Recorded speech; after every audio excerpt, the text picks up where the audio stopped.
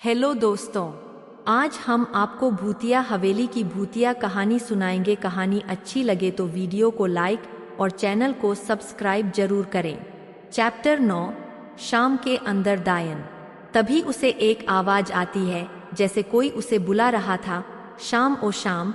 वो चारों तरफ देखता है मगर उसे कोई दिखाई नहीं देता, लेकिन जब वो ऊपर देखता है तो उसकी चिख निकल जाती है। वो देखता है कि एक सफेद कपड़ा पहने हुए उल्टे पांव ऊपर चल रही डायन, उसके काली आंखें और हंसते हुए दीवार पर से नीचे शाम की तरफ आ रही थी और कह रही थी, शाम अब तुम नहीं बचोगे क्योंकि अब यहाँ तुम्हें बचाने के लिए कोई नहीं है। हाँ हाँ हाँ। शाम रोने लगता है और रोते रोते कहता है, मेरे पास मत आना, मुझे छोड़ दो। डायन कहती है, हाँ हाँ हाँ नहीं छोड़ूंगी। शाम चिल्लाने लगता है और पलंग के ऊपर से उठकर भागने लगता है। तभी सारे खिड़की दरवाजे बंद होते हैं। वो डायन उसके पास आने लगती है। शाम बहुत घबराता है और चिल्लाता है, बचाओ बचाओ, कोई है? रवि, रमेश, मुझे बचाओ। डायन कहती है, तू कितना भी चिल्ला ले मगर तुझे बचाने कोई नहीं आएगा। डायना उसके पास जाती है और वो जैसे ही अपने लंबे लंबे नाखून वाले हाथ उसे मारने के लिए आगे लाती है तो शाम बेहोश हो जाता है।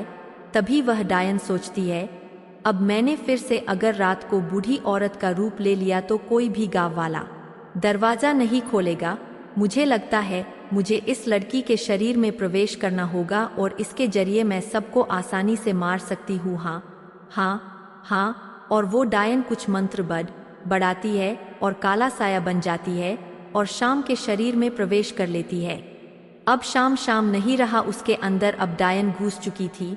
शाम झट से अपनी आंखें खोलता है और उठ जाता है। सब गांव वाले और रमेश, रवि मिलकर उस परिवार का अंतिम संस्कार कर रहे थे। उस जगह शाम जाता है और रमेश के पीछे जाकर हो खड़ा जाता है। रमेश जैसे ही पीछे मुड़ता है तो अचानक अपने पीछे शाम को देखकर हक्का बक्का हो जाता है। शाम उससे मोटी आवाज में पूछता है, क्या हुआ, तुम इतने हैरान क्यों हो? रमेश कहता है, क्या क्या हुआ बेमतलब?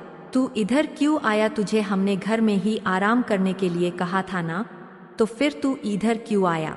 शाम सोचते हुए कहता है, वो मुझे अकेले घर में डर लग रहा था, अजीब अजीब आवाज सुनाई दे रही थी, इसलिए मैं यहाँ चला आया। रमेश कहता है, अच्छा ठीक है, मगर तुम यही रुकना, मैं अभी रवि को लेकर यहाँ आता हूँ, तुम कहीं मत जाना। रमेश रवि के पास जाता है और उससे कहता है, रवि चलो घर चलते हैं, कुछ सोचते हैं कि उस डायन से पीछा कैसे छुड़वाए, और शाम भी यहाँ आ गया है। रवि कहता है, चलो तो फिर। दोनों शाम के पास जाते हैं और रमेश कहता है, चलो शाम घर चलते हैं। शाम उसके तरफ देखता है और कहता है, चलो तो फिर। तीनों दोस्त तो घर चले जाते हैं। तीनों घर में जाकर पानी पीते हैं और बैठ जाते हैं। रमेश कहता है, उस डायन ने गांव वालों का जीना कर दिया है, उसे कैसे खत्म किया जाए? तभी शाम कहता है, गांव वालों ने भी मिलकर उस औरत को जिंदा जला दिया था। रमेश कहता है, तुम ऐसे कैसे कह रहे हो? वो एक बुरी औरत थी, उसने कितने ही बच्चों की बाली दे दी, उसके कर्म की तो सजा उसे मिलनी ही थी। शाम गुस्से से कहता है, इसीलिए उसने सलीम और राजा को मार दिया, अब वो सबको मार देगी, उसे कोई नहीं रोक सकता। ऐसा कहकर शाम वहां से निकलकर अंदर के कमरे में जाकर सो जाता है। रमेश रवि से कहता है, मुझे समझ में नहीं आ रहा है यह शाम ऐसे क्यों बात कर रहा है। रवि कहता है, मुझे लगता है वो ये सब देखकर डर गया है और उसकी दिमाग हालत ठीक नहीं है और हमें उससे डायन के विषय में बातें करना नहीं चाहिए। रमेश कहता है, तो ठीक है, हम उससे डायन के विषय में कोई बात नहीं करेंगे। तभी एक गांव वहां आता है और कहता है, बेटा नीचे गांव वालों ने सभा बिठाई है तो तुम्हें भी आना है। रवि उससे पूछता है, कब आना है हमें?